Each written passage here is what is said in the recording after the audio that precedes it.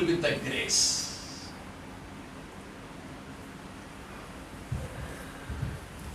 ஏன் ஆண்டவர் கிருபையினால் அவனை நிரப்புறாருன்னா அப்பந்தான் அவரை செய்ய முடியும். அல்லேலூயா. தேவனுடைய கிருபை இல்லாம ஒருவனும் அவனுடைய தனித்தன்மையிலேயோ அவனுடைய படிப்பிலேயோ அவனுடைய எந்த விதமான சாயல் வெற்றிக்குரியவர்களா இருந்தால் அது உலக பிரகாரமான ஆஸ்கார் விருதை வாங்க முடியுமே தவிர not as per the God says the faithful. அவர் சொல்கிற faithful மேன முடியாது.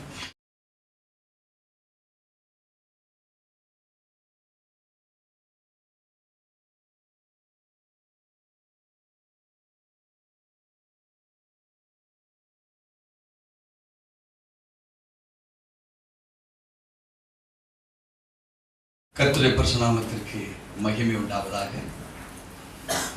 கடந்த மாதம் முழுவதும் நம்மை அவருடைய பலத்தினாலே இடையேற்றினார். நம்ம பலன் அது குறுகினது, ஆனால் தேவனுடைய பலனோ அது அனாதியாய் நம்மை ஒவ்வொரு நாளும் நடத்துகிறதா இருக்கிறது.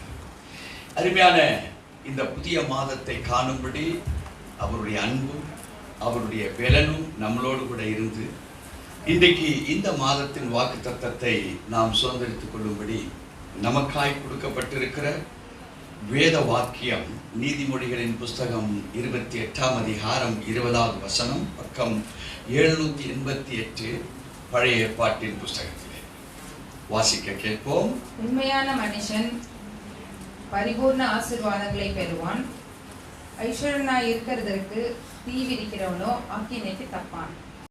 இங்கே வேதம் சொல்லுகிறது உண்மையுள்ள மனுஷன் பரிபூர்ண ஆசீர்வாதங்களை பெறுவார். The realistic thought of the Holy Father is different from the thought of a worldly person. நம்மை ஆளுகை செய்கிற பரலோக தகப்பனுடைய சித்தம் வேற, உலக மனிதர்களுடைய சித்தம் வேற. இங்கே இரண்டு விதமாக பிரிக்கப்பட்டிருக்கிற தேவனுடைய மகத்துவங்களை நாம் அறிந்து கொள்ள வேண்டும். There is a positive and there is a negative. இந்த இரண்டுமே மனிதர்களுடைய சாயலுக்கு, ஒரு டிரான்ஸ்ஃபர்மேஷனுக்கு, ஒரு வெளிப்பாடுக்காக கொடுக்கப்பட்டிருக்கிற வேத வாக்கியம். So whatever the Bible reveals to us, அதிலே நன்மையும் இருக்கு, அதிலே கிருபையும் இருக்கு. அதே சமயத்துல தெய்வீகமற்ற இந்த நன்மை கிருபையை தாண்டி உலக பிரகாரமான காண்கிற வெற்றிகள் எல்லாம் கூட இது உள்ளதா இருக்கு. ஆனால் சாலமோன் ஞானி உலகத்தையும் பார்த்தார், ஆவிக்குரியவைகளையும் பார்த்தார். இங்கே இந்த வாக்கியங்கள் இடம்பெற்றிருப்பது எதற்காக என்பதை சிந்திப்பதுதான் தேவனுடைய பிராமிஸ நம்ம வெளிப்படுத்துகிற அனுபவம். அவர் வாக்கு தத்தங்கள் ஒன்றல்ல இரண்டல்ல கோடி கணக்கில் ஒரு வசனத்துல கொடுத்து வச்சிருக்கிறார். ஹீப்ரு பாட்டுக்கு போனீங்கன்னா a word, ஒரு வார்த்தையை நீங்கள் எடுத்துக்கொண்டீர்களானால் அந்த வார்த்தையில என்னென்ன சாராம்சங்கள் கொடுக்கப்பட்டிருக்கிறது என்று நீங்க ஆராய்ந்தீங்கன்னா கோடிக்கணக்கான சாராம்சங்கள் எபிரேய பதத்தில் கொடுக்கப்பட்டிருக்கு. அதான் நான் உங்கள்கிட்ட சொல்லுவேன், நான் பார்த்த ஒரு வேர்ட் ஸ்டடியில டெபுனாக் என்கிற ஒரு வார்த்தைக்கு கிட்டத்தட்ட 72 அர்த்தங்கள் கொடுக்கப்பட்டிருக்கு. ஒரு வார்த்தை வசனங்களிலே அது தியானிக்கிற பொழுது அந்த தியானமாக்கப்பட்டது சூழ்நிலை, சந்தர்ப்பங்கள், கலாச்சாரங்கள், சரித்திரங்கள், பூமியில இருக்கக்கூடிய சூழல்களை குறித்தெல்லாம் அந்த ஒரு வசனம் நிலைமைக்கு ஏற்றபடி விளக்கங்களை தருகிறதாக இருக்கிறது. தேவச்சனமே இங்க வெறுமன ஒரு வார்த்தைய இங்க ஞானி கொடுத்திருக்கிறார். எப்படி? உண்மையுள்ள மனுஷன் பரிபூர்ணமான ஆசீர்வாதங்களை பெறுவான். சோ நம்மளை பொறுத்தவரை இந்த வாயினாலே இருக்கக்கூடிய உண்மையா இருக்கிறதா, அல்லது தேவன் சொல்லப்பட்டிருக்கிற வார்த்தையின்படி இருக்கிறதா? சரி, தேவன் சொல்லப்பட்ட வார்த்தையின்படி இருக்குது நம்ம எல்லாரும் எடுத்துக்கலாம். அந்த வார்த்தை விளங்கி இருந்தா தானே நமக்கு அந்த வார்த்தைக்குரிய அர்த்தங்கள் நம்முடைய மைண்டில் அது பதிவாக்கப்பட்டிருந்தா தானே நமக்கு. சோ இந்த உண்மை அப்படிங்கிற ஒரு வேர்டை பகுத்தறிஞ்சு பல விதங்கள்ல ஆராய்ந்து நான் எழுதியிருக்கிறேன். அதை எப்படி என்று நம்ம ஆராய்வோமானால் இன்னைக்கு ஒரு கிளாஸ் பார்த்தால் ஜஸ்ட் சாராம்சம். இந்த சீட் விதைய உங்க கையில கொடுக்குறேன். நீங்க கொண்டு போய் விதைய நீங்க உங்க தோட்டமாகிய உங்க இருதயத்துல விளைய வச்சீங்கன்னா அது ஒவ்வொரு வார்த்தையும் பலவிதமான கனிகளை கொடுக்கும்.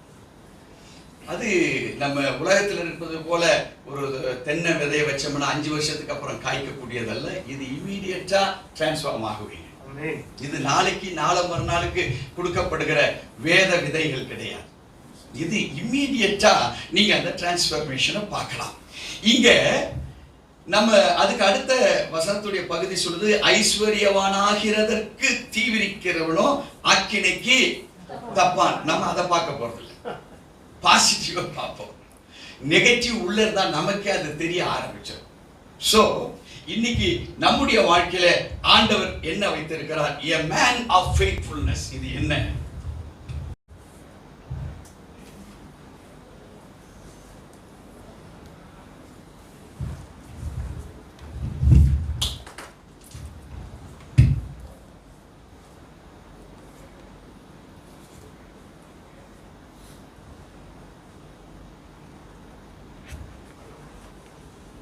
இதான் உண்மையுள்ள மனுஷன்.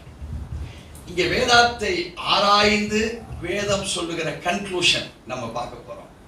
இடையில நிறைய சந்தர்ப்பங்கள் வேத வசனங்கள்லாம் இருக்கு, பட் அது நமக்கு டைம் ஆகுங்கிறதுனால இந்த உண்மையுள்ள அந்த மனுஷன் எப்படிப்பட்ட ஒரு காரியங்கள் என்பதை குறித்து மாத்திரம் நாம் ஆராய்ந்து அவைகளை நாம் தியானித்து நம்முடைய வாழ்விலே கடைபிடிப்போமானால் பரிபூர்ண ஆசீர்வாதங்கள் போகும்போதே நீங்க அதை கடந்து செல்வீங்க, அதை எடுத்துக்கொண்டு செல்வீங்க. அதை பரிபூர்ணமா உங்க கையில இருக்கும். எப்ப தேவையோ அவைகள் அது பயன்படுத்துகிறவர்களாய் மாறும். இங்கே a man of faithfulness, உண்மையுள்ள மனிதன் யார்? முதலாவது ஒரு காரியம் ஆண்டவர் சொல்லுகிறதை நாம் பார்க்க போகிறோம். He who is so in a moral sense. ஒரு மனிதன் முதலாவதாக இந்த மாரல் சென்ஸ் என்பதற்கு தமிழ் அர்த்தம் என்னன்னு கேட்டீங்கன்னா தார்மீக உணர்வு.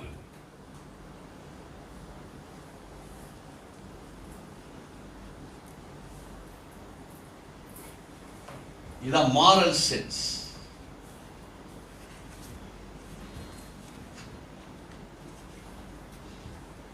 ஒரு உண்மையுள்ள மனிதனுடைய ஃபர்ஸ்ட் குவாலிட்டி ஆட்கள் பார்க்கிறாங்க என்பதற்காக செய்கிறது மாரல் சென்ஸ் கிடையாது. இங்க தார்மீக உணர்வு என்பது மனசாட்சியின்படி செயல்படுகிற காரியம். இப்போ உங்க மனசாட்சியின்படி நீங்க செய்திருக்கிற காரியங்கள் அது தார்மீக உணர்வின் அடிப்படையாக இருக்கிறதா? நீங்க கொடுக்கிறதோ, அவங்கள வாழ்த்துகிறதோ, அவங்க மேல கரிசனை உள்ளதாக இருக்கிறது. தார்மீகம் என்றால் எந்த விதமான நோக்கமும் இன்றி செயல்படுகிற காரியங்கள். இவருக்கு செய்தா என்ன பாராட்டுவார், இவருக்கு இன்னைக்கு 100 ரூபா கொடுத்தா நாளைக்கு 100 ரூபா நம்ம வாங்கிக்கலாம். ஒரு பலனை எதிர்பார்த்து அல்லது ஒரு எக்ஸ்பான்ஷன், உங்களுடைய ஒரு காரியங்கள் எக்ஸ்பேண்ட் ஆகப்பட வேண்டும் என்பதற்காக ஒருவரை நட்புக்குள்ள கொண்டு வருவதற்கு அல்லது ஒரு வசீகரத்துக்காக செயல்படுகிற உங்க உணர்வு இருக்குமானால் நீங்கள் உண்மையுள்ள மனிதன் என்கிற அந்த ஸ்தானத்தை இழந்தவர்களாக நம்ம மாறுகிறோம். அவன் யாரா இருக்கிறான்னா ஏதோ ஒரு விதத்துல ஒரு மதிப்பு என்கிற ஐஸ்வர்யத்தை, தனக்கு ஒரு காரியத்தை சாதிக்கப்பட வேண்டும் என்கிற தார்மீக உணர்விற்கு ஆப்போசிட்டாய் செயல்படுகிற உணர்வு உள்ளவனாக ஒரு மனிதன் இருப்பானானால் அவன் ஐஸ்வர்யத்தை சம்பாதிப்பதற்குண்டான தீவிரம் அடைகிறவனாய் அவன் இருக்கிறான். சாலமோன் ஒரு வார்த்தை உண்மையுள்ள அப்படிங்கிறதுல ஒரு ஸ்டார்டிங் எங்க வச்சிருக்காரு பாருங்க. தேவச்சனமே, நம்முடைய வாழ்வு கிட்டத்தட்ட we go according to the profit principles in this world. லாபத்துக்குரிய ஒரு ஃபார்முலாவில் தான் நம்ம போய்கிட்டு இருக்கிறோம். ஒருவேளை இயேசு சுவாமி லாபம் என்கிற ஒரு மல்டி லெவல் மார்க்கெட்டிங் ஃபார்முலால இருந்திருந்தா அவர் மரித்திருக்க வேண்டியதில்லை. கட்சிகள் நடத்துகிற கட்சி தலைவர்களை கொண்டு செய்யப்படுவது போல இன்னைக்கு பல காரியங்கள் நிறைவேற்றப்பட்டிருக்கும். இதுல ஜீசஸ் நிச்சயமா தோற்று போயிருக்க மாட்டார். பல கூட்டம் இன்னைக்கு இருந்துட்டு தான் இருக்கும். அவருடைய மரணத்தை தள்ளி போட்டு அவர் இந்த உலகத்துல ஒரு அரசியல்வாதி போல வாழ நினைச்சிருந்தால் தேவச்சனமே இன்னைக்கு நம்ம இந்த இடத்துல மீட்டிங் போட்டிருப்போமா? ரட்சிப்பு பத்திய தெரிஞ்சிருக்காதுன்னா அவர் லாபம் அடைஞ்சிருப்பார். பல ஆயிரம் கோடி சொத்துக்களை சேர்த்திருப்பார்.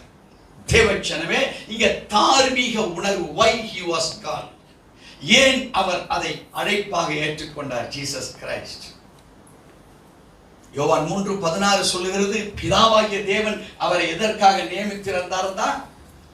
தன்னுடைய அன்பை வெளிப்படுத்துவதற்கு தன்னுடைய ஒரே பேரான குமாரனாகிய இயேசு கிறிஸ்துவையே. எதனால? அவர் நம்மில் அன்பு கொண்டபடினால. தேவச்சனமே நம்மேல் கொண்டிருக்கிற அந்த அன்பு என்ன? நம்ம கெட்டு போயிடக்கூடாது. நம்முடைய ஆத்மா மரணம் அடைந்து விடக்கூடாது. பரலோக ராஜ்யத்துக்கு உண்டான சித்தத்தையும் திட்டத்தையும் அறிந்து கொள்ள ஒரு ஆத்மாவாக நம்ம வளரப்பட வேண்டும் என்பதற்காக கிறிஸ்டியை நமக்காக கொடுத்தார். தேவச்சனமே நீ உன் உயிரை கொடுக்க வேண்டாம், யாருக்கும் கொடுக்க வேண்டிய அவசியம் இல்லை. தார்மீக உணர்வுகளோடு கூட நீ வளருவாயானால் நீ உண்மையுள்ள ஒரு மனிதனுடைய பாத்திரத்தை சுமக்கிறவனாக நீ மாறுவ. அல்லேலூயா. ஒரு மனிதன் இறந்த பிற்பாடு எண்ணத்தை எடுத்துட்டு போறான்னா எண்ணங்களை எடுத்துக்கொண்டு போகிறான். எண்ணத்தையும் எடுத்துட்டு போகல. ஒரு ஆஸ்தி அந்தஸ்து என்கிற அந்த எத்தனை எண்ணங்கள், how many counts எடுத்துட்டு போல, but the valuable thoughts in his mind, அதை சுமந்து அந்த பணம் போகுது. அதை யாராவது மாத்திக்க முடியுமா? காதுல போட்டிருக்கிற கம்பல் வரனா அறுத்து கம்பல் எடுத்துட்டு அப்படி காதை செட்டப் பண்ணி போச்சிடலாம். மோதிரம் வரலாம் கையை வெற்ற போயிலையும் மோதிரத்தை வெட்டி எடுத்துடலாம். என்ன இருக்கோ எடுக்க முடியும். ஆனா எண்ணங்களை தேவச்சனமே இந்த தார்மீக உணர்வு தான் moral sense in a human mind. So இவைகளோடு கூட வாழுகிற ஒரு வாழ்க்கையை தான் இங்கே ஆண்டவர் நமக்கு வலியுறுத்துகிறார். இரண்டாவதாக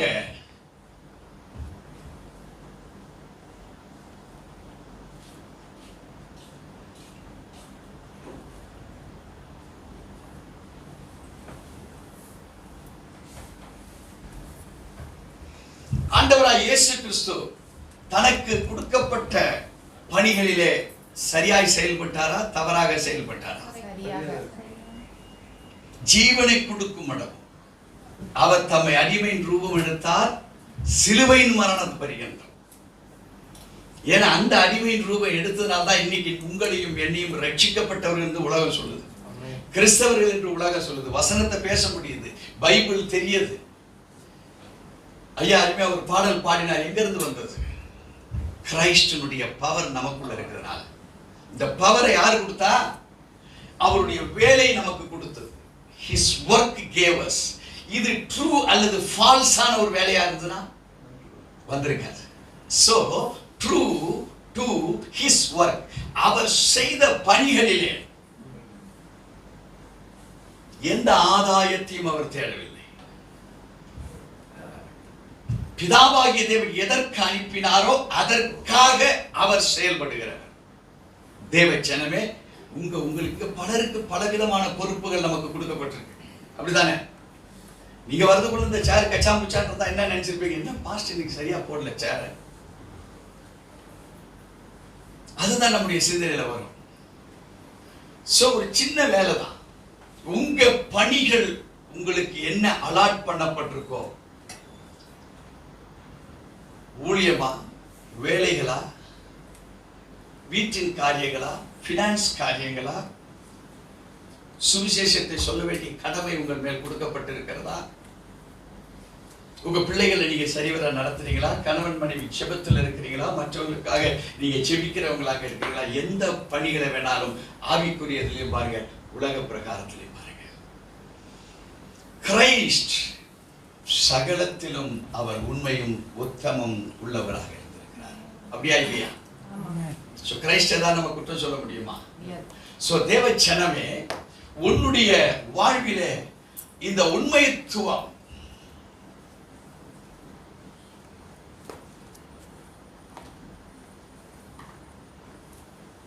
இது எவ்வளவு இருக்கோ இது ஒன்றை மெஷர் பண்ணும். நமக்கு தெரியாது, நம்மள உள்ள இருக்கிற ஆவியானவர் எடையை போட்டுக்கொண்டே வருகிறார். மூன்றாவதாக மேக்ஸ் குட்.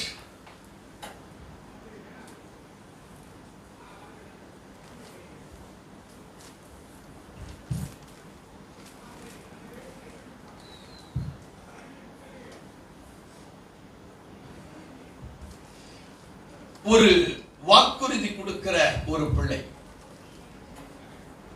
ஜீசஸ் இந்த பைபிள்ல என்னென்ன வாக்குறுதிகளை கொடுத்தாரோ அது நிறைவேற்றப்பட்டு கொண்டிருக்கு. நீங்க விசுவாசித்தா. இப்போ we should make good to our promises.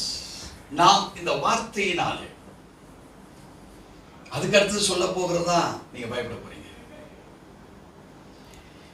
உன் வார்த்தையினால் சொல்லப்படுகிற ப்ராமிசஸ it should be made good. அது சரிவர பழுதின்றி. நம்ம பாட்டு போடுறோம், சொன்னதை செய்யும் அளவும் அவர் கைவிடவே மாட்டார். பாடுறோமா இல்லையா? எல்லா வாய்ப்பு பாட்டு. இப்ப நான் பாடுறதை கேட்டுக்காவது இப்ப கேட்டிருப்பீங்க, பாடலே கேட்டிருப்பீங்க. கேட்டு நீ யோக்கியவானா? விளங்குதுங்களா? இப்ப யாரடி ஆராதிக்கிற? சொன்னதை செய்யும் அளவும் அவர் கைவிடவே மாட்டார். கேட்டிருக்கிற நீயும் நானும், are we making good to our promises? தேவஜனமே, அவர் சொன்ன எந்த ப்ராமிசஸையும் அவர் செய்யாம இந்த உலகத்தை விட்டு போகல. உன்னை பெரிய லெவல்ல வந்து கேட்கல, என்னத்தை வேதத்துல விசுவாசித்து இருக்கிறியோ அந்த ப்ராமிசஸ்க்கு நீ குட்டா இரு, பேடா இருக்காது. இப்போ இது வெளியரங்கமான ஒரு கேள்வி. இப்போ உள்ளரங்கமான ஒரு கேள்வி. ரோமர் 10ஆம் அதிகாரம் 10வது வசனத்தை மாத்திரம் வாசிக்க கேட்கும். இருதயத்திலே நீதி உண்டாக வாயினால் அறிக்கை செய். இங்கே தேவஜனமே, உன்னுடைய ஹார்ட் என்ன நினைக்குது, உன்னுடைய அவுட்வர்ட் இது என்ன நினைக்குது. But God has called to make good to our promises. நம்முடைய உண்மைத்துவத்தை நன்மைக்கு ஏதுவானதாக நாம் செயல்பட வேண்டும் என்பது தேவனுடைய திட்டம். வேதமும் அதைத்தான் சொல்லுகிறது. ரோமர் 10:10 நீதி உண்டாக இருதயத்திலே விசுவாசிக்கப்படும், ரட்சிப்புண்டாக வாயினாலே அறிக்கை பண்ணப்படும். இப்போ இந்த அவுட்வர்ட்ல உனக்கு என்ன காண்பிக்கப்பட வேண்டும் என்றால் ரட்சிப்பு. இந்த இருதயத்தில் இருக்கிற கேள்விகளும் இந்த ரட்சிப்பும் இது ஆன்சர். இந்த கேள்விக்கு ஆன்சர் ரட்சிப்பு. உன் இருதயத்தில் நினைக்கிறத பெர்ஃபெக்ட்டா இந்த வாய் சொல்லுதா? அது 100க்கு 100 இருக்கணும். இந்த கேள்விக்கு பதில் நீங்க 100க்கு 100 உங்க வாய் சொல்லணும். இப்ப நமக்கு அநேகமான காரியங்கள் இருதயத்தில் இருக்கிறது வெளிப்படையா கணவன் மனைவிட்டு சொல்றது, மனைவி கணவன் சொல்றாங்க, ஃப்ரெண்டு கிட்ட சொல்றது இல்லை, அப்பா அம்மா கிட்ட சொல்றது இல்லை, வேலையில சொல்றது இல்லை. நேற்றுக்கு ஒரு காரியத்தை ஒரு யூடியூப்ல பார்த்தேன். 2 நண்பர்களை ஒரு நாடு ஒரு பகைவனை பிடித்தோ அல்லது அவனை சாகடித்தோ அந்த தேசத்துக்கு தெரிவிக்கப்பட வேண்டும். 2 சிப்பாய்களும் நடந்து போறாங்க. ஒரு சிப்பாய் கன்னி வெடியை பார்த்து தாண்டி போயிட்டான். நியாயமா இந்த சிப்பாய் என்ன சொல்லிருக்கணும் அடுத்து வரவங்கிட்ட? சொல்லல. இப்ப அந்த சிப்பாய் என்ன பண்ணார்னா அந்த கன்னி வெடி மேல பின்னாடி வந்தவர் வச்சுட்டார். வந்தவனே கிளிக் ஆயிடுச்சு. அவர் இவரை பார்த்துட்டார். நியாயமா அவர் என்ன செய்திருக்கணும்? அப்படியே இருப்பா, அந்த அமிக்கி பிடிச்சி கீழே இருக்கிற லாக்க லிவரை நான் எடுத்துட்டா அது வெடிக்காது. அவர் செய்யல. ஏன் செய்யலாம்? தேசத்தினுடைய சன்மானத்தை இவரே பெற வேண்டும் என்று. இவர் என்ன பண்றாரு? அந்த காலில் மிதிச்சவனை விட்டுறாரு. மிதித்தவன் என்ன செய்யறான்? அறிவாளி இறங்கினா அந்த டெக்னாலஜி இருந்து லாக்கை ரிலீஸ் பண்ணிட்டு தன் கையில இருந்த ஒரு பெரிய பாம்பை போட்டு அடிக்கிறான். இந்த சத்தத்தை கேட்ட உடனே போனவன் என்ன நினைச்சிருப்பான்? அவன் காலி.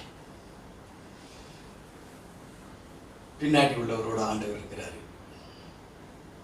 பின்னாடி உள்ளவன் பொறுமையா போறான். முன்னாடி உள்ளவன் அந்த எதிராளி யாரோ எதிராளி இருக்கிறத பார்த்துட்டான். எதிராளி இருக்கிறத பார்த்தவன துப்பாக்கியால சுட்டா அவனும் மடிந்து போய் விட்டான் என்று சொல்லி அங்கிருந்து அவனை தேடி இப்படி பார்க்கிறான். மேல இருக்கிற கோட்டை தான் அவன் சுட்டுருக்கிறான். அவன் கீழே ஒழிஞ்சிட்டு இருக்கிறான். இப்படி பார்த்தவன இவனை அவன் சுட்டுட்டான். முதல் கன்னி வெடிக்கு தப்பித்தவன் இப்ப யார்கிட்ட மாட்டிக்கிட்டான்?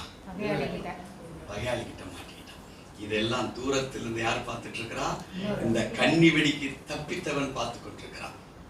இப்போ கன்னி வெடிக்கு தப்பித்தவனுக்கு தெரிஞ்சிருச்சு. இப்ப அவன் கோட்டு போட்டு அவனை ஏமாத்துற மாதிரி என்ன ஏமாத்த முடியாது.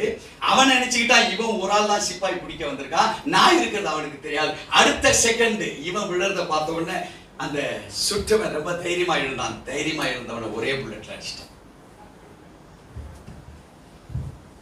தேவ ஜனமே விளங்குதா? இங்க வேதம் சொல்லுகிறது, இந்த இருதயம் எவ்வளவு சூட்சமமா கூட போன நண்பனை காலியாகட்டும் விட்டுச்சு. இன்னைக்கு நம்ம இருதயம் எப்படி இருக்கு? ஒரு வியாபாரம் ஆகட்டும், ஒரு பொருள் ஆகட்டும், சும்மா என்னை பத்தி நான் பெருமைக்கு சொல்லல. இதை காணிக்க சில ஒரு திருமணம் நடத்தினா எனக்கு கொடுக்கறது மினிமம் 5,000 கொடுப்பாங்க. கூட போனவனுக்கு 1000 ரூபாய். என்ன அழைச்சி இன்ட்ரோடியூஸ் பண்ண அவருக்கு தசம்பாகம் எவ்வளவு கொடுக்கணும்? 500 ரூபாய். சிலர் என்ன பண்ண அந்த 1000 கொடுத்துட்டு 4000ல 400 ரூபாய் கொடுப்பாங்க. புரியுதுங்களா? நான் என்ன பண்ண வந்தது 5000, இதுல 500 அவருக்கு தசம்பாகம் கொடுத்துட்டேன். 1000 ரூபாய் கொடுக்க வேண்டியது கொடுத்தாச்சு. மீதி இருக்கிறது 3000. போயிட்டு வந்ததுக்கு 2000 ரூபாய் டீசல் செலவாயிரும். மீதி இருக்கிறது 1500. தேவச்சனமே, if you are a perfect gentleman, நீ யாரை அழைத்து கொண்டு போகிறாயோ, God will test you with the next person. உன்னை வச்சு உன்னை டெஸ்ட் பண்ண மாட்டாரு, வெளியே இருக்கிற நபரை கொண்டுதான் உன்னை டெஸ்ட் பண்ணுவாங்க. How far you make good to your promises. அது உனக்குள்ள இருக்கிறதையும் சேர்த்து எடுக்கும் தான். ஆனா உனக்கென்று நீ வைத்திருப்பாய். ஆனால் Christ would not have been dead for us. அது அவருக்கென்று ஜீசஸ் நினைத்திருப்பாரானால் ஜீசஸ் உங்களுக்காக பலி ஆயிருப்பாரா? So தேவச்சனமே, makes good to his promise. அவன் தான் a man of faith. உனக்கு இருப்பதை வழிச்சு எடுத்து கேட்கிற தேவன் என்னைக்கு உன்னை நடத்துறார் என்பதை நீ உணர்வாயானால் அந்த சந்தர்ப்பம் உன் வாழ்க்கையில வரும். அந்த சந்தர்ப்பம் உன்னை டெஸ்ட் பண்ணும். இதை உணர்கிறவன் பாக்கியவான்கள். நான் எங்க வேலைக்கு போனாலும் sir, I am also working today. நான் இன்னைக்கு கூலி வேலை செய்துதான் நானும் பிழைக்கிறேன். தொடப்ப எடுத்து பெருக்கிறேன் என் சைட்ல. ஏன்? அவன் கொடுக்கிற காசா இருந்தாலும், திருடின காசா இருந்தாலும், கீழே கிடந்த காசா இருந்தாலும், காசுக்கு இருக்கிற மதிப்பு ஒண்ணுதான். மனிதன் வேறுபடலாம். Instances may differ. ஆனால் are you a faithful man? உண்மையுள்ள மனிதனாக இருக்கிறாயா? உனக்கு கொடுத்த கூலி வரைக்கும் நீ வேலையை செய்துட்டு அந்த வண்டி அங்க நிறுத்தினு, ஒரு பஸ் டிரைவரோ ஒரு ட்ரெயின் டிரைவரோ வண்டி எடுத்துட்டு போறான், 5 மணிக்கு நேரம் க்ளோஸும், ஒரு பிரிட்ஜுக்கு மேல வந்துச்சு, வண்டியை விட்டு இறங்கிட்டு அவன் போவானால், ஆனா நீயும் நானும் நம்முடைய மனசாட்சியில எப்படி இருக்கிறோம்? We divert the work to the next day. இதை நாளைக்கு வைத்துக் கொள்ளுவோம், இன்னைக்கு இதை முடிக்கிறது வேண்டாம்.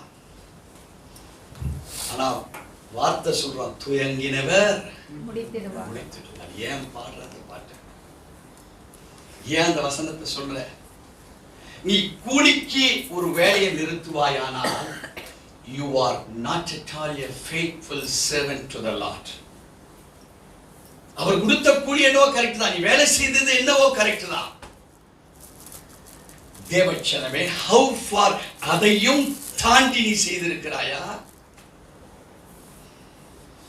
எத்தனை பேருக்கு உண்மையுள்ள மனுஷனுடைய அர்த்தம் புரியுது? எதை துவங்கினீங்களோ, எதற்காக நீ பிராமிஸ் உள்ள பண்ணியோ உனக்கு தெரியாது. இந்த இருதயத்துக்குள்ள இருக்க அந்த பிராமிஸ், இத மேக் பண்றவன் நீ, வெளியே இருக்கிற அவுட்வர்ட். இந்த பிராமிஸும் இந்த ஹார்ட்டும் செய்கிற உன்னுடைய அவுட்வேர்டும் சரியில்லை என்றால், தேவச்சனமே, இங்கேயே சரியில்லாத மனுஷனை பரலோகத்துல உன்னை கொண்டு போய் என்ன ரிப்பேர் பண்ணுவார் அவரை? தேவச்சனமே, so makes good to his promise. உங்களால முடியுமா? நிச்சயமா முடியாதத வேத வசனத்துல ஆண்டவர் கொடுத்ததே இல்லை. செங்கடல் பிரித்தது உண்மைதான், எரிகோ கோட்டை தகர்ந்தது உண்மைதான், யோர்தான் நதி பிளக்கப்பட்டது உண்மைதான், மாராவின் நீர் மதுரமாய் மாறப்பட்டது உண்மைதான்.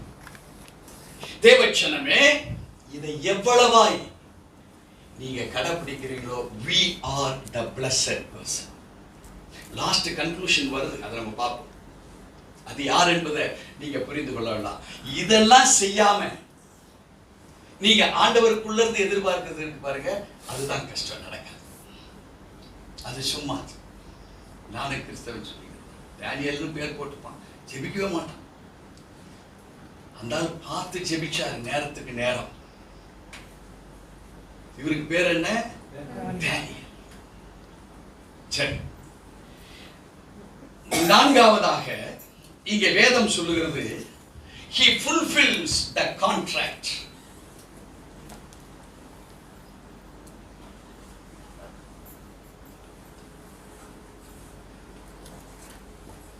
Here promise is different, the contract is different. Promise என்பது உனக்குள் இருதயம், உனக்குள் நீ செய்கிற ஒரு வேலை. Now contract is different from this. இங்கே contract ன்னு வரும்போது நீயும் இன்னொருத்தரும், கணவனும் மனைவியும், தொழிலாளியும் முதலாளியும், இப்படி பலவிதமான கான்ட்ராக்ட்ஸ் இருக்கு. சோ ஒரு உண்மைத்துவம் நிறைந்திருக்கிற ஒரு மனிதன் யார் என்றால், he fulfills, அதை நிறைவேற்றி முடிக்கிறவராக இருக்கிறவர் தான் உண்மையுள்ள மனுஷன். தேவச்சனமே, உங்களுக்கும், இப்ப நான் உலகத்தையும் சொல்றேன், ஆவிக்குரியதை சொல்றேன், நமக்கும் தேவனுக்கும் போடப்பட்டிருக்கிற இணைப்புகளை நாம் எவ்வளவாய் சரியாயிருக்கிறோம். இல்ல நம்ம ஒரு ப்ராமிஸ் ஆண்டவர்கிட்ட பண்ணியிருப்போம், அது ஒரு கான்ட்ராக்ட் தான். சபைக்கு நீங்க சரியா வருவது ஒரு கான்ட்ராக்ட் தான். நீங்க செய்யப்பட வேண்டியதெல்லாம் செயல்பட வேண்டும், அதுவும் கான்ட்ராக்ட் தான். ப்ராமிஸுக்கும் கான்ட்ராக்டுக்கும் என்ன? ஒருவேளை இதுக்கு நீயே நீதிபதியா இருந்துகிட்டு எக்ஸ்கியூஸ் பண்ணிக்கலாம் உன்ன, இது சட்டத்துக்கு போகும். இது ஒரு சட்டத்துக்கு போகும். ஒரு கான்ட்ராக்ட்கார் ஒரு பொருளுடைய விலை இவ்வளவு, இது எவ்வளவு? 1 லட்சம். இது கிட்டத்தட்ட ஒரு 1000 பொருள் அவங்க கேட்டிருக்காங்க. ஆனா அவர் கீழே இருக்கக்கூடிய ஒரு ஃபைனான்ஸ் டைரக்டர் டைப் பண்ணும்போது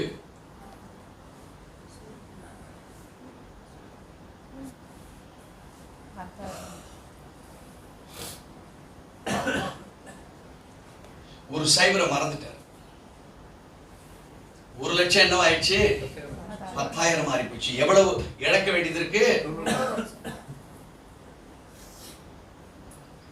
1000 நம்பருக்கு 90,000 ரூபாய் வீதம் எங்க போயிடுச்சு?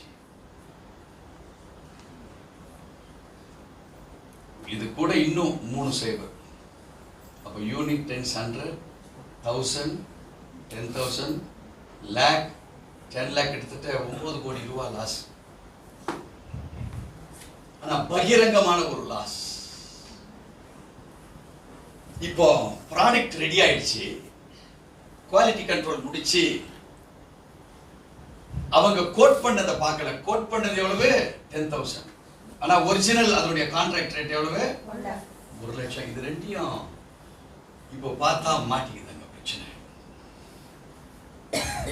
தேவச்சனமே, இவன் கோர்ட்டுக்கு போறான். என் கான்ட்ராக்ட் தான் ரேட் அவன் போட்டு கொடுத்துருக்கிறான். கோர்ட்டுக்கு போறான். கோர்ட்ல யார் அங்க பணிவிடை செய்தாரோ இதை அவர் போய் மெஜிஸ்ட்ரேட் முன்பாக மயிலாட் என்னுடைய தவறு என்று சொல்லி ஒற்றுக்கொள்கிறார். மெஜிஸ்ட்ரேட் பார்க்கிறாரு, ஆமாங்க இது 10,000 ரூபாய் பொருள் கிடையாது, இது 1,00,000 ரூபாய் பொருள் தான். ஒரு மனிதனுடைய தவறு அவனை பழி வாங்கணும்னா அவன் இத்தனை ரூபாய் அவனால் ஆகணும். மெஜிஸ்ட்ரேட் உண்மை தெரிஞ்சதுனால இதை மன்னிக்கிறாரு. அவனுடைய லைஃப் விடுவிக்கப்படுகிறது. நமக்கு ஏன் இந்த வேத வசனம் கொடுக்கப்பட்டிருக்கு? ஒருவேளை நாம இதுவரையில் இப்படிப்பட்ட ஒரு கணக்கு மிஸ்டேக் போல நம்முடைய வாழ்வில் mistake பண்ணியிருப்போமானால், we have not yet completed the contract with the next person. உங்களால இழந்திருப்பாங்க, உங்களால பிரச்சனைகள் உருவாயிருக்கும்.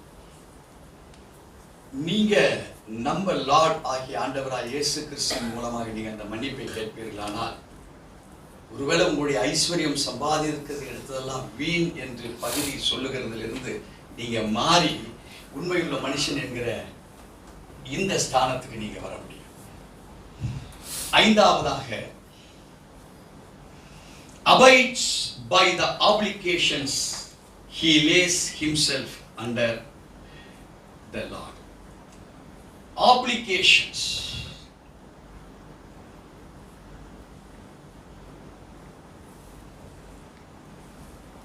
Obligations are obligations are obligations. அப்படியே போட்டீங்கன்னா முடிஞ்சு. இப்போ obligations என்ன? நம்மள சில உதவிகள் கேட்கறாங்க.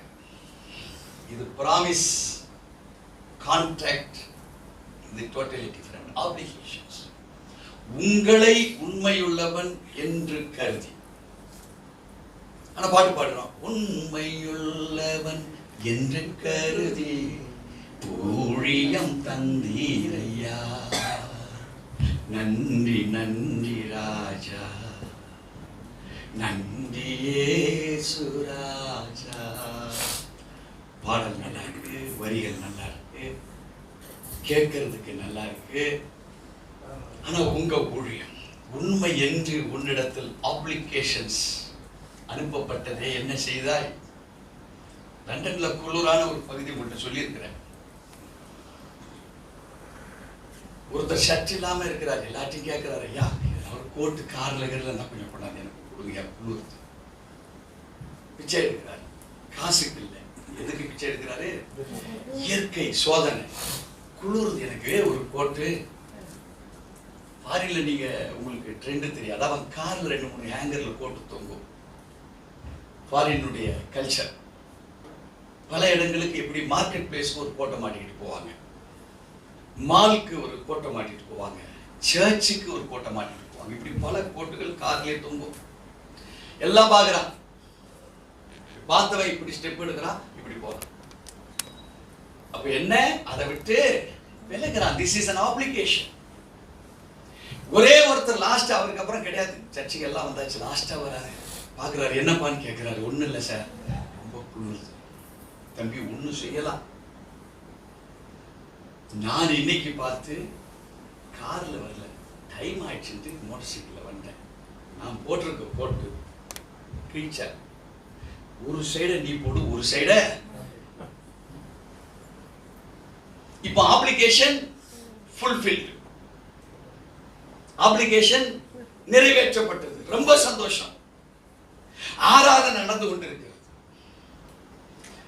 இவரை பார்த்தாங்க அரைக்கோட்டு போட்டு என்னைக்கு வர ஃப்ரெண்டு பின்னாடி நின்று அவர் ஆராதிக்கிறார். அரைக்கோட்டு பாதி ஒயிட்டு பாதி பிளாக். திடீர்னு பார்த்தா அந்த ஆராதனைக்குள்ளாக இன்னொரு அரைக்கோட்டு போட்டவர் தரிசனமாகிறார். It was the Lord who tested the obligation with the godly people. தேவச்சனமே, உன்னை சோதிக்கிறவர் தேவனாக கூட இருக்கலாம். அல்லேலூயா. ஓ வாழ்வு, if you live to lead a life of obligations, நீ தேவனிடத்துல எதை பெற விரும்பி நீ கேட்கிறியோ, ஒரு மனிதன் தேவனாகவே வந்து உன்னிடத்துல ஒரு நாள் கேட்பார் என்பதை நினைவில் வைத்துக் கொண்டு நீ செய்ய வேண்டியதை செய்வாயா. The obligation should not be regretted. உங்ககிட்ட இல்லைன்னா பரவாயில்லை, உங்ககிட்ட இல்ல never mind. இருக்கும்போது பகிர்ந்து கொடுக்க விரும்புகிறாயா, அவன்தான் a man of faithfulness. Hallelujah. விசுவாசிக்கிறீங்களா? Amen. ஆறாவதாக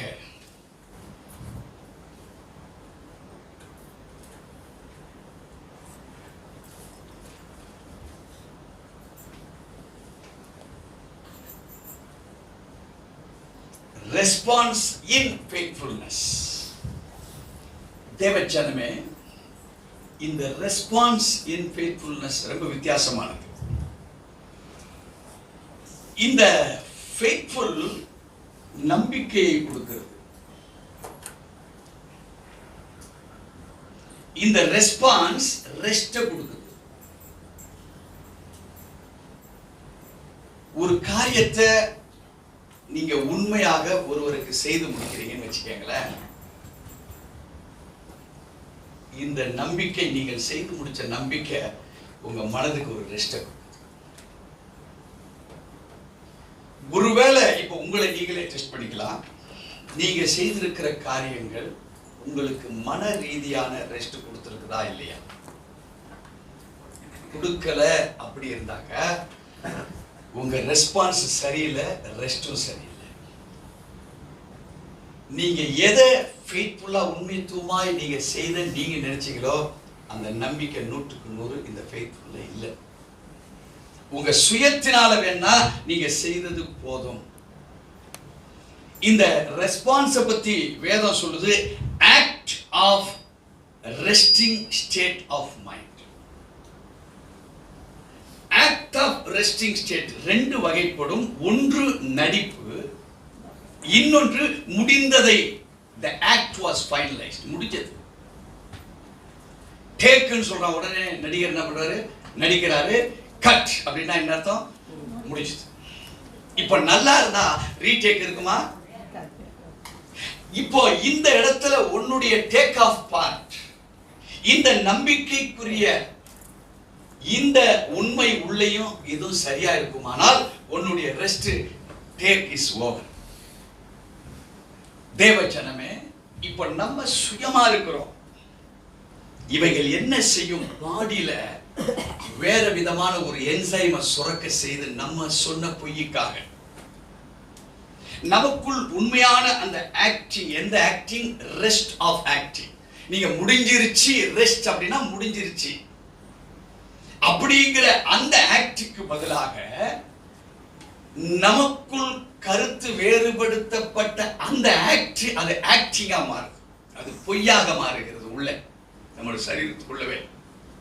இந்த உண்மைத்துவத்துக்கு பதிலாக இந்த வேத வசனம் என்ன சொல்லுகிறது, ஐஸ்வர்யவனாகுவதற்கு தீவிரிக்கிறவனோ ஆக்கினைக்கு தப்பான். சோ அந்த என்சைம் பாடிக்குள்ள இருந்து உனக்குள்ள வேர்வையோ, உனக்குள் சூழ்நிலைகள் மாற்றங்களோ, உன் கண்கள்ல நீ பேசுகிற பொழுது ஒரு வித்தியாசத்தையோ, உன் சரீர அனாட்டமில ஒரு டிஃபரன்சஸ் ஆஃப் ஷேக்ஸோ உனக்குள்ள வந்துடும். நீயே கிடையாது, ஆனா இந்த ரெஸ்பான்ஸ் brings the feedback. எத்தனை பேருக்கு விளங்குது? விளங்குதுங்களா? கிளீனா விளங்குனாதான் வசனம் கிரியேஷன். வசனம் இருபுறமும் கருப்புள்ள பட்டயம். தப்பா புரிஞ்சுக்கிட்டேன்னா நம்மளை காலி பண்ணும். கரெக்டா புரிஞ்சுக்கிட்டா உங்களை திருத்திடும். எத்தனை பேருக்கு விளங்கியிருக்கு? So what is your rest? இது உண்மைத்துவத்தை பேஸ் பண்ணி வந்திருக்கா, இல்ல நம்ம தவறான ஒரு ஆக்டிங் கொடுத்து அது பேஸ் பண்ணி வந்திருக்கா?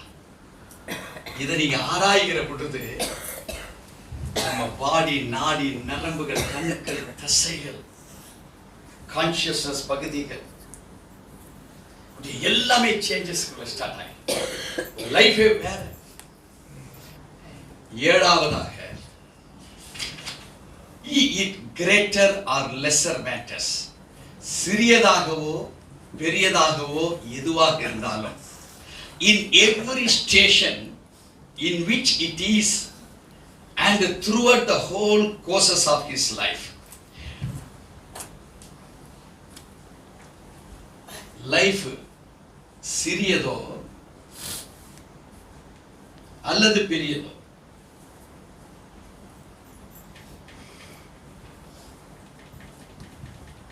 லைஃப்ல லைஃப் சிறியதோ பெரியதோ அல்ல, உன் லைஃப்ல நடக்கிற சம்பவங்கள் சிறியதோ பெரியதோ, இந்த ரெண்டுலயும் உள்ள மேட்டர்ஸ்.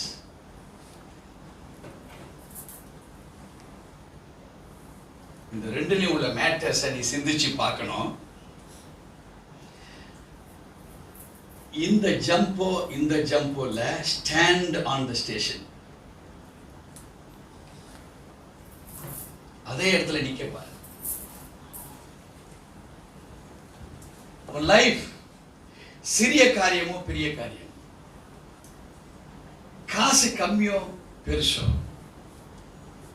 உன்னுடைய நிலைப்பாடு, இந்த மேட்டர்ஸ் எங்க இருக்கணும்னா ஸ்டாண்ட் இன் a ஸ்டேஷன். ஒரு வாகனம், அது நிறுத்தம், வாகன நிறுத்தம் என்று ஒரு இடம் இருக்கு. அது நிக்காத இடத்துல நீ இறங்கணும்னா நம்ம கீழே தான் விடுவோம். சோ நம்முடைய சிந்தைகள், இந்த லைஃப் என்பது நம்முடைய சிந்தைகளை குறிக்குது, நம்முடைய உணர்வுகளை குறிக்குது, நம்முடைய எண்ணங்களை குறிக்குது. அது சிறியதோ பெரியதோ மாற்றி பார்க்காத. 5 ரூபா இருந்தாலும் ஒரே மாதிரி இரு, 5 லட்சம் இருந்தாலும் ஒரே மாதிரி இரு. Your station is important. Where you stand is important. அதுதான் உண்மையுள்ள ஒரு மனுஷனுக்கு நேரா கொண்டு போகும். அரைகுடமா இருந்துகிட்டு நீ முழு குடமா ஆக்ட் கொடுக்க வேண்டாம், முழு குடமா இருந்துகிட்டு அரை குடமா கொடுக்க வேண்டாம்.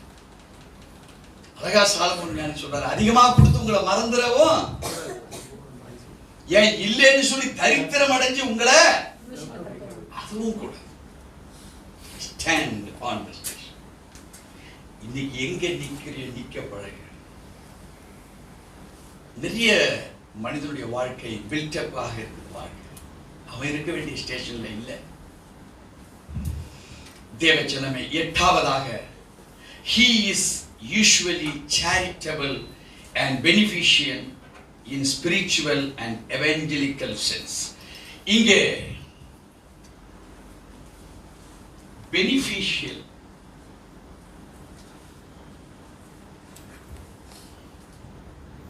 உன்னை லாபகரமாக,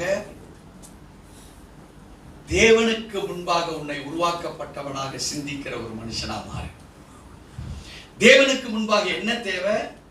2 காரியம். ஒன்று ஸ்பிரிச்சுவலா நீ இருக்கணும், இரண்டாவதாக எவாஞ்சலிக்கல் சென்ஸ்.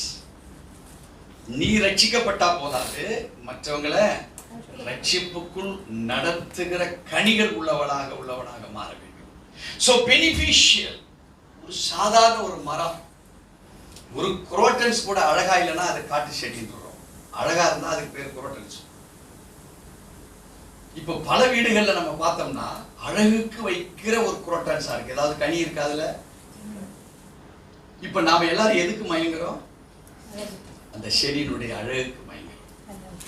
எனி பெனிஃபிட், அதுல ஏதாவது பர்சனல் பெனிஃபிட் இல்ல, அந்த செடி வச்சதுனால பலரை கூப்பிட்டு எங்க வீட்டுல பாத்தீங்களா இந்த மாதிரி குரோட்டன்ஸ் இருக்குன்னு யார்கிட்ட அதை கூட நம்ம காண்பிக்கிறது இல்லை. ஏன்னா நம்ம வீட்டு அழகுக்கு நம்ம கேட்டு திறந்து வந்தா பாக்குறதுக்கு வச்சுக்கிறோம். அங்க ஏதாவது எவஞ்சலிக்கல் சுவிசேஷம் வெளிப்படுகிறதா? ஆவிக்குரியவைகள் வெளிப்படுகிறதா? சோ தேவச்சனமே ஒரு குரோட்டன்ஸ் போல இருக்காத பெனிஃபிஷியல் மரமாக இரு. So spiritual and evangelical beneficial. So உண்மையுள்ள மனுஷன் உலக பிரகாரமான மாத்திரமல்ல, ஆவிக்குரிய ரீதியில இல்ல, இந்த குவாலிட்டி உங்ககிட்ட இருக்குன்னு வச்சுப்போம். 7 வரைக்கும் உங்ககிட்ட இருக்கு குவாலிட்டி. இப்ப 8வது குவாலிட்டி உங்ககிட்ட இல்ல. 8வது குவாலிட்டி என்ன? Spiritual beneficial as evangelism to others. ஆவிக்குரியவைகளை நீங்க மற்றவங்களுக்கு நீ ஸ்பிரிச்சுவலா இருந்து கற்றுக் கொடுக்கறவனா இருக்கணும்.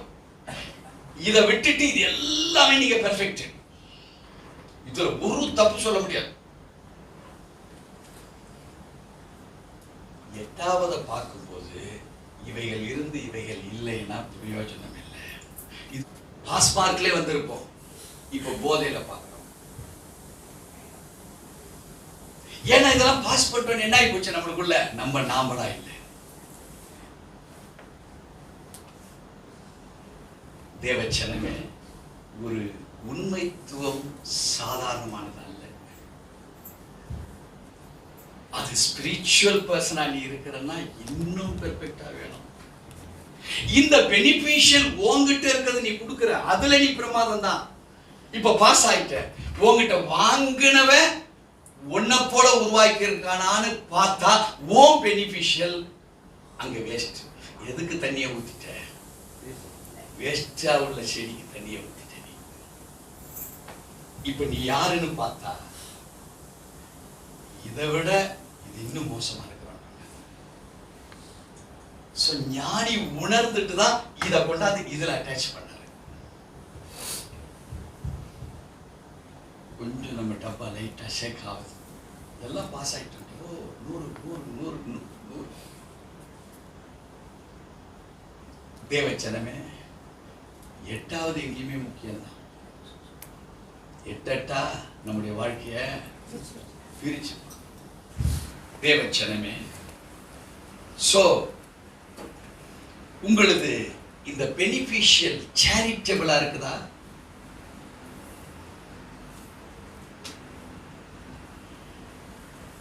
இந்த சேரிட்டபிளுடைய அர்த்தம் என்ன செய்யுமா? கொடுத்துட்டு எந்த லாபத்தையும் பார்க்காத, பிரதிபலனே பார்க்காத. சோ ஸ்பிரிச்சுவல்ல கரெக்டா இருந்திருப்பீங்க, பெனிஃபிஷியல்ல கரெக்டா இருந்திருப்பீங்க, மற்றவங்களுக்கு சொல்லி கொடுக்கறதையும் கரெக்டா இருந்திருப்பீங்க. ஆனா சேரிட்டபிளா செய்தீங்களா? அடுத்த கிளாஸ் உள்ளவர். தேவச்சனமே, உன்னுடைய சென்ஸ் எவாஞ்சலிக்கலா இருக்கணும்.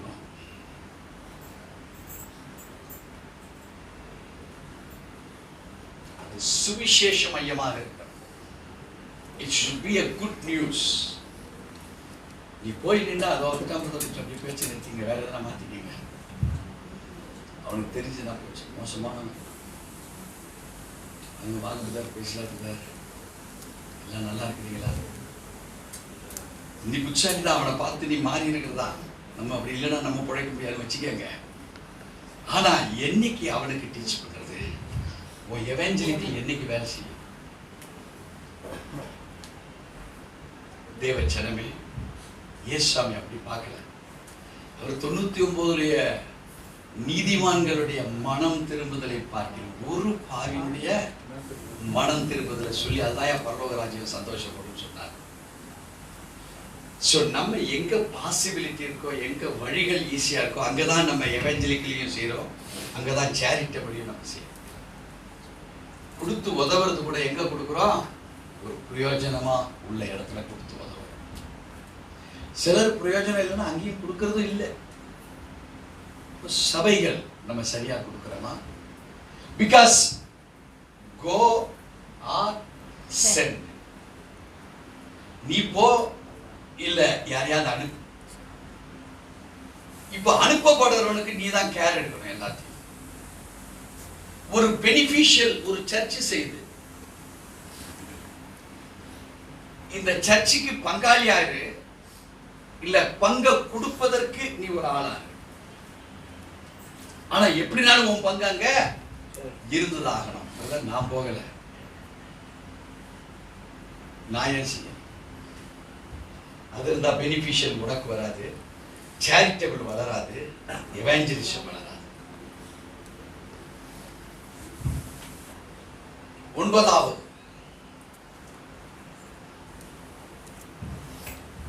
their characters are the followers of the Lamb. உங்க கேரக்டர்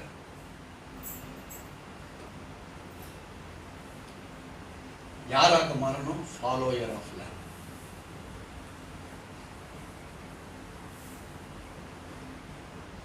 லேம்ப்னா என்ன? Jesus Christ.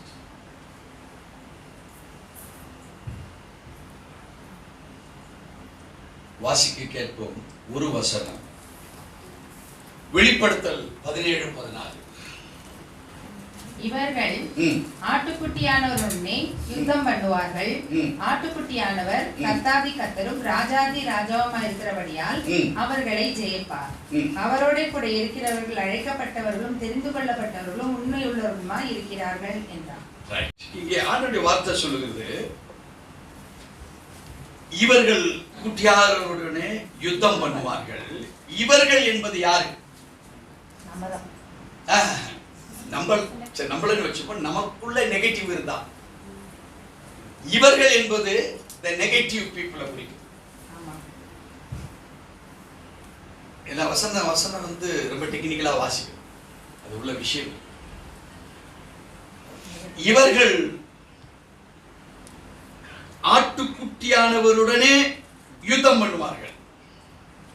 ஆட்டுக்குட்டியானவர் கர்த்தாதி கர்த்தரும் ராஜாதி ராஜாவுமாய் இருக்கிறபடினால் அவர்களை ஜெயிப்பார். சோ இங்க கேரக்டர் நெகட்டிவா இருந்தா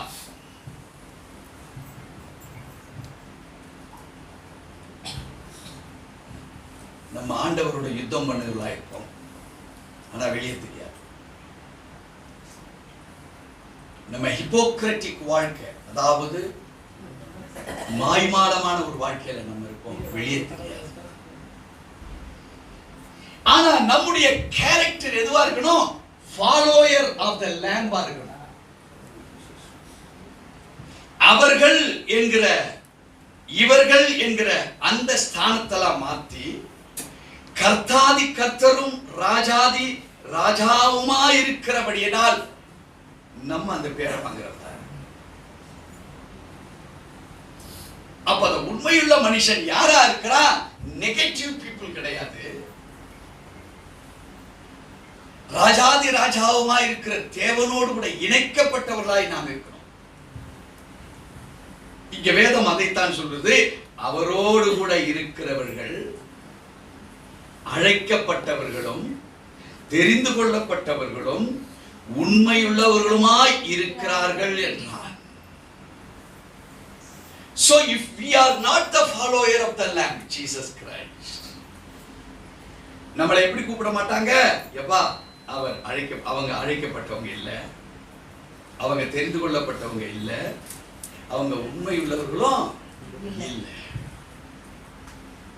சோ தேவ ஜனமே, இந்த பாயிண்ட்ல இருந்து தான் இப்போ நம்முடைய லைஃப் ஸ்டார்ட் ஆகுது. இதுவரைக்கும் உள்ளத ஒரு உலகத்தான் ஒருவேளை ஜெயிச்சிருவான், ஒரு உலகத்தான் வெற்றி பெற்றுவான். இங்க இருந்து ஒரு சரியான கிறிஸ்தவனுடைய வாழ்க்கை ஸ்டார்ட் ஆகுது. தேவ ஜனமே, 10வது வார்த்தை சொல்லுகிறது,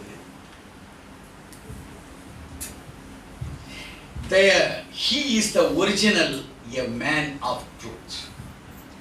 He, யாரு? a man of faithfulness. He is the original. என்ன ஒரிஜினல்? man of truth.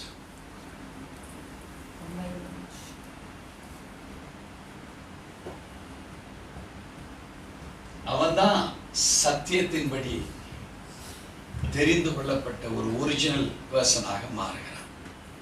இப்போ இந்த ஒரிஜினல் பர்சனாக மாறப்பட்டவன் இன்னும் பக்குவப்பட வேண்டியது. அவன் தான் உண்மையுள்ள மனுஷன். இதுவரைக்கும் கூட ஓகே, மேன் ஆஃப் ட்ரூத், சத்தியத்தின்படி நடக்கிற ஆளா கூட நீங்க இருந்துடலாம். ஆனா இப்ப இருக்கக்கூடிய காரியங்கள் இன்னும் ஸ்பெஷலைஸ் ஆகும்.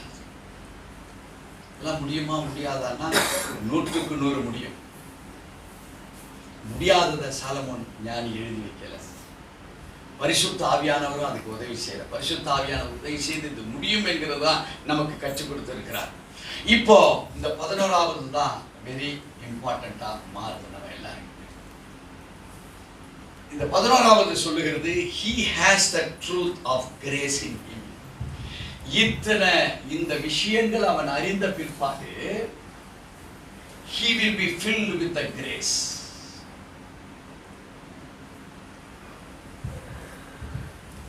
ஏன் ஆண்டவர் கிருபையினால் அவனை நிரப்புறாருன்னா அப்பந்தான் அவன் அதை செய்ய முடியும். அல்லேலூயா. தேவனுடைய கிருபை இல்லாம ஒருவனும் அவனுடைய தனித்தன்மையிலேயோ அவனுடைய படிப்பிலேயோ அவனுடைய எந்த விதமான சாயல் வெற்றிக்குரியவர்களா இருந்தால் அது உலக பிரகாரமான ஆஸ்கார் விருதை வாங்க முடியுமே தவிர not as per the God says the faithful. அவர் சொல்கிற faithful மேனா முடியாது. சோ இங்க இந்த கிரேஸ் என்ன செய்யுதுன்னா அவனுக்கு ட்ரூத்தை கற்றுக் கொடுக்குது. இந்த ட்ரூத்துக்குள்ள அவன் வர முடியும். இந்த ட்ரூத்துக்குள் வந்தவன that he knows the grace of the God in a truth. இந்த ட்ரூத்துக்குள்ள தான் நல்லா கவனிங்க. உங்களுக்கு தேவை கிரேஸ். இப்போ அந்த கிரேஸ் உங்க கையில கொடுத்துட்டாரு. புரிஞ்சுச்சுங்களா? இது வரைக்கும் நல்லா புரிஞ்சுக்கணும். கிரேஸ்னா என்ன? அந்த கிருபை உங்க கையில கொடுத்துட்டாரு. இப்போ அந்த கிருபையினால எதை கற்றுக்கொண்டீங்க? ட்ரூத். இது வரைக்கும் நல்லா ஸ்ட்ராங் ஆயிடுங்க எல்லாரும். அவருடைய கிருபையினால தான் நான் இந்த சத்தியத்தை நான் கற்றுக்கிட்டேன். இப்போ இந்த ட்ரூத்துக்குள்ள தான் கிரேஸ் இருக்கு.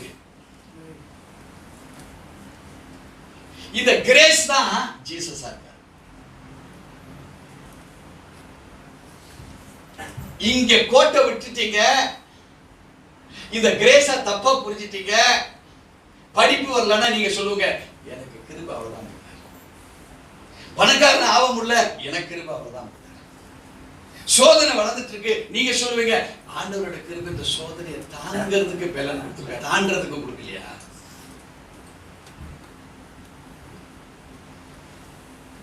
தாங்கிறதுக்கு கொடுத்திருக்கிறாரு அப்படின்னு நம்ம பொய்ய வாக்குறையதா சொல்லிட்டு இன்னைக்கு தோற்று போன அத்தனை கிறிஸ்தவனும் கிரேஸ வச்சுக்கிட்டு உண்மையை கற்றுக்கொண்டாலும் இந்த கிரேஸுக்குள்ளதான் ஜீசஸே இருக்கிறார் என்பதை அறியாமையில் இருந்துகிட்டு எவ்வளவு பாடுகள் இருந்தாலும் ஆண்டவர் தான் என்ன நடத்திட்டு போறார். கடத்தலையா அவனை அவரால் முடியலையோ? எத்தனையோ பேர் எத்தனையோ சாட்சி சொல்றாங்க. உனக்கு ஏன்டா அந்த சாட்சி வரல? இங்கே ஒரு கேட்டை போட்டு லாக் பண்ணிட்டான். அவன் மைண்டை லாக் பண்ணி வச்சிருக்கான்.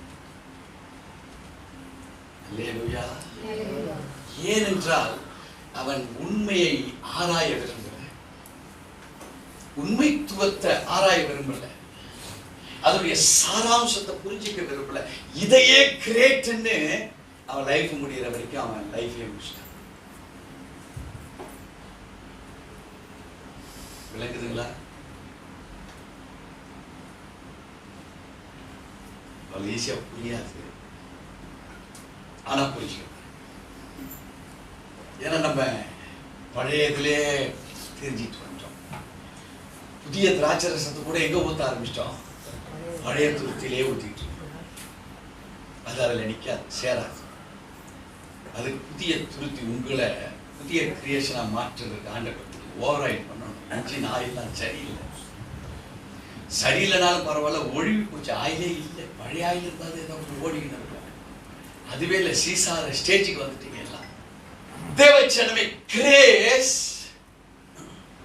உள்ள ட்ரூத் இருக்கு.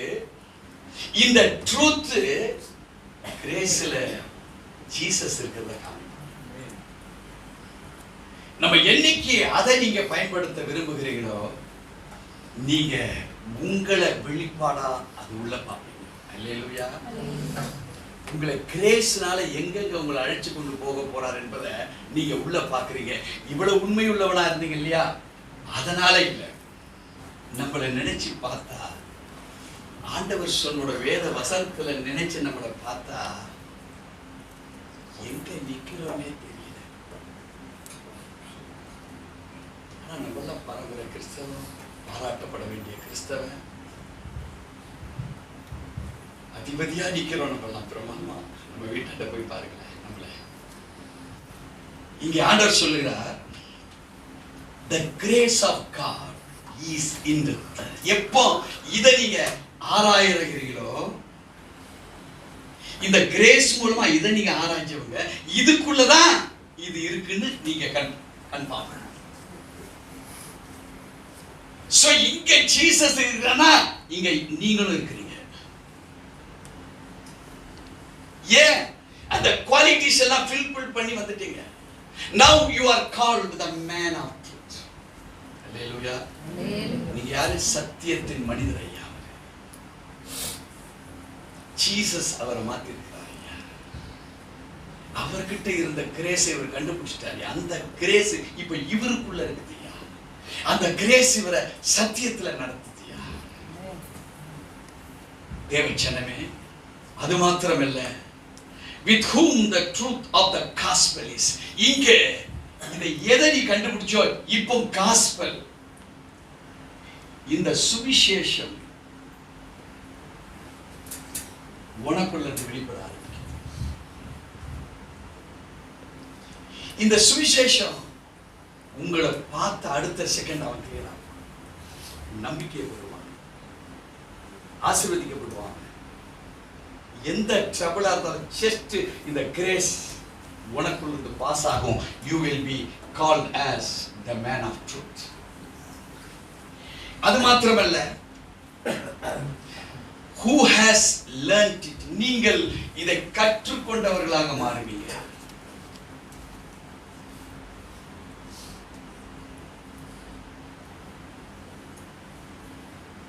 அந்த உண்மை இல்லைன்னா நீங்க கற்றுக்கொண்டவர்களாய் மாற முடியாது. காஸ்பல் வெளிப்படாது, கிருபை வெளிப்படாது. உன்னை பார்த்தா வராமா சாக்கு, உன்னை வரவேற்கிற மாதிரி இருக்கும்.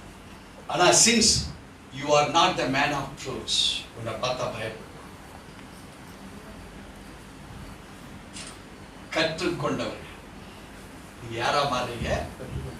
கற்றுக்கொண்டவர்களாக மாறுறீங்க. ஏன்? உங்களை ஒரிஜினல் ஆண்டவர் பார்த்துட்டார், டெஸ்ட் பண்ணி பார்த்துட்டார். இதுல வளர்ச்சி ஏற்படுத்த கொண்டே உங்களுக்கு இருக்கும். God is desirous. அவர் வாஞ்சியா இருக்கிறார் உங்க மேல, நடத்திக்கிட்டே இருப்பார் உங்களை. இதை நீங்க கற்றுக்கொண்டவர்கள் மாத்திரமல்ல, you have known it, தெரிந்து கொண்டவர்களாக இருக்கிறீங்க.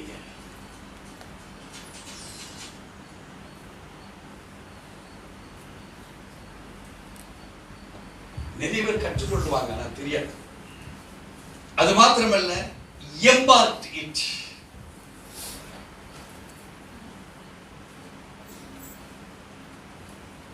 எதை கற்றுக்கொண்டோ அதை அபியாசப்படுத்தி செயல்படுத்தி வெற்றி பெறுவதாக இருக்கிறீங்க.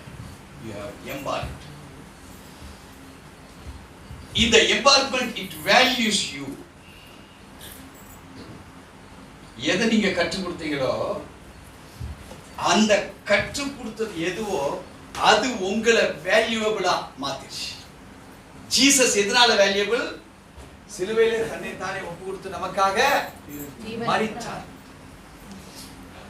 So what is the value? What has been embarked? சிலுவையிலே மரித்தார் என்பது embarkment.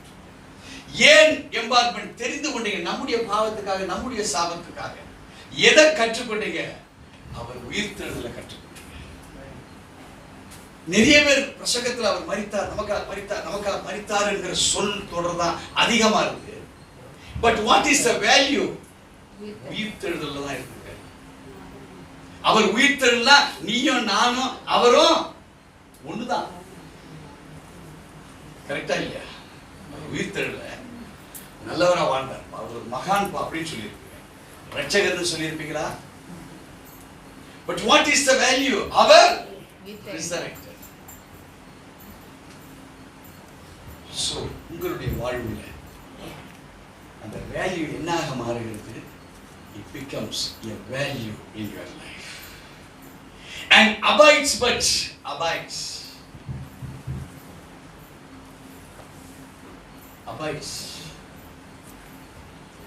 அபைட்ஸ்னா என்ன அர்த்தம்? சேர்க்கப்படுது. இந்த வேல்யூ உன்னோடு கூட சேர்க்கப்படுகிறதாய் மாறு. உண்மையுள்ள மனுஷன் பரிபூர்ண ஆசீர்வாதங்களை பெறுவானே, இதெல்லாம் நீங்க பெற்றுக்கொண்டிருக்கிறீங்க. What you have abide, you have a concern for Christ.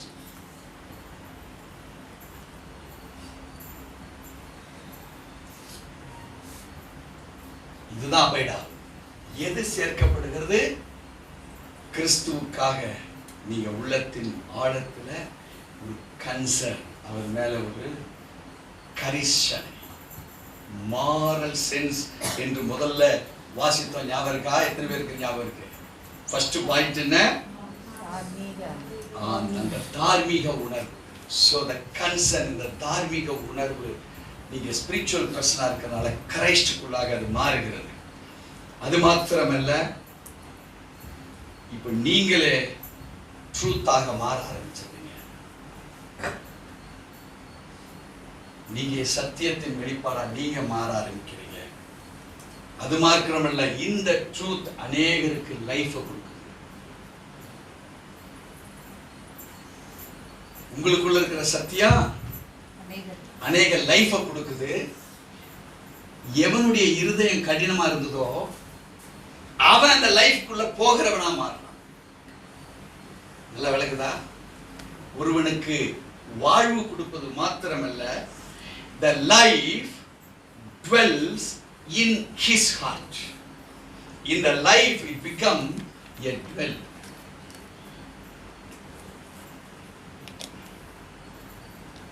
இந்த வாழ்வானது ஒருத்தருடைய இருதயத்துக்குள்ளாக வாழுகிற வாழ்க்கையாக மாறிவிட்டது. உங்களை கொண்டு ஒரு உண்மையுள்ள மனுஷனா எப்படிப்பட்ட செய்கை நடக்குது பாத்தீங்களா? So this is called a loving relationship with our heavenly Father. இந்த உண்மையுள்ள ஒரு மனுஷனுடைய பரிபூர்ண ஆசீர்வாதம் என்னன்னா, he becomes a relationship.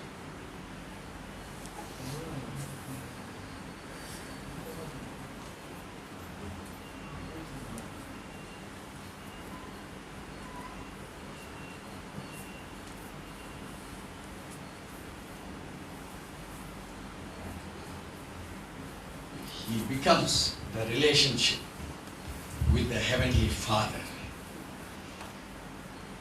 இந்த சாராம்சம் தான், it is the key to life of a faith. அருமையான தேவச்சனமே, இவைகள் நம்மளுக்குள்ள இருக்கலாம், இல்லாம இருக்கலாம். இப்போ உங்களுடைய வாழ்வை நீங்க ஆண்டவருக்கு ஒப்பு கொடுக்கிற பொழுது இவைகள் சாவியாக, திறவுகோலாக உங்க வாழ்க்கையை மாற்றும்.